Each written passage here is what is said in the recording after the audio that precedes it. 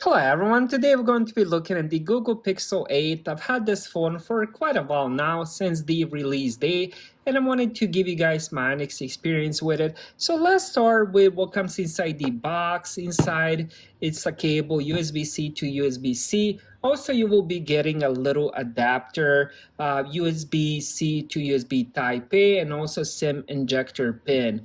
Now, let's talk about the phone. What we have here is a 6.2-inch screen. Honestly, I think this phone is the perfect size. It fits inside my hand really nicely. I can do everything with one hand. I can also do most of the typing, and I can almost reach all the way towards the top of the phone, which is pretty nicely. Also, when it comes to the weight of the phone, also the width and the tallness, it's just a perfect size to me, at least. Now let's talk about the rest of the phone. On the bottom we have USB-C for charging, couple speakers, and then on this side we have the volume controls, also the power lock button. On top we have the microphone, and then on this side we have the SIM card slot. No more SD card expansion. Now let's talk about the display. 6.2 inches, 2400 times 1080 pixels, 22:9 ratio, 424 pixels per inch. This is OLED display with 120 Hz refresh rate. And the really cool thing about it is it does have 2000 nits of brightness, which is the most I've seen on any phone, at least so far. So the screen itself gets really bright. I'm not sure if it's shown on the camera, but honestly, you can use it as a flashlight just by the screen itself. So let's lower that. So overall, when it comes to playing games, when it comes to watching Netflix, YouTube, and stuff like that, the display is really good. Now, the display only supports 1080 pixels, so you can't really watch 4K videos and stuff like that on it. But anything that's under 13 inches, you really don't need 4K resolution. So 1080p on this display is really good. Also, it does have the OLED display, which looks amazing. The colors just pop.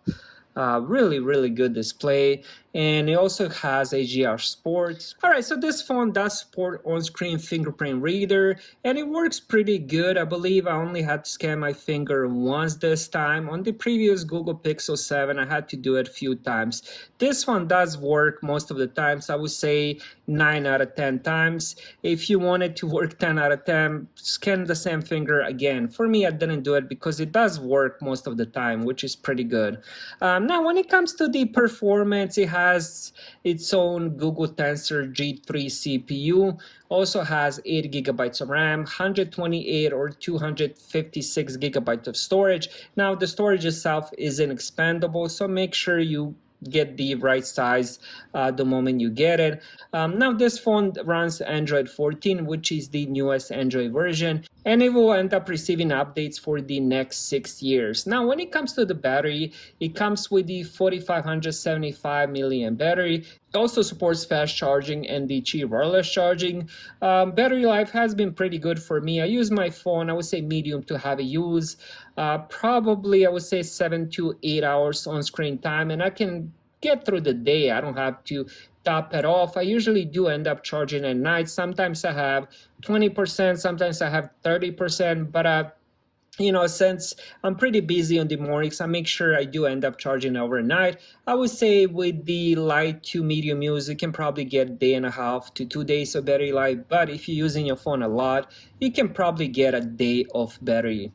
Now, when it comes to the cameras on the front, we do have 10.5 megapixel camera. It takes pretty good quality selfies, and also it can record in the 4K at 60 FPS, which is really good news for people who do a lot of social media, especially recording with the front camera. So now you can do that in the 4K as well. Now on the back, we do have dual cameras, 50 megapixel main and also 12 megapixel ultra wide.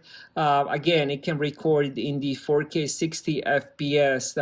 Personally, the cameras have been pretty good so far. Now, I did ended up taking quite a few pictures, especially at home, and the quality is pretty good. I'm actually impressed with the quality, but best thing about these cameras is the actual software. So after you take the pictures, you can do quite a lot of stuff with it. I think if you want to do a lot of content creating, but you're on a budget, this is definitely a phone to consider, especially with that front-facing camera where you can do 4K recordings, and definitely that back camera where it has a really good software that keeps improving every single day.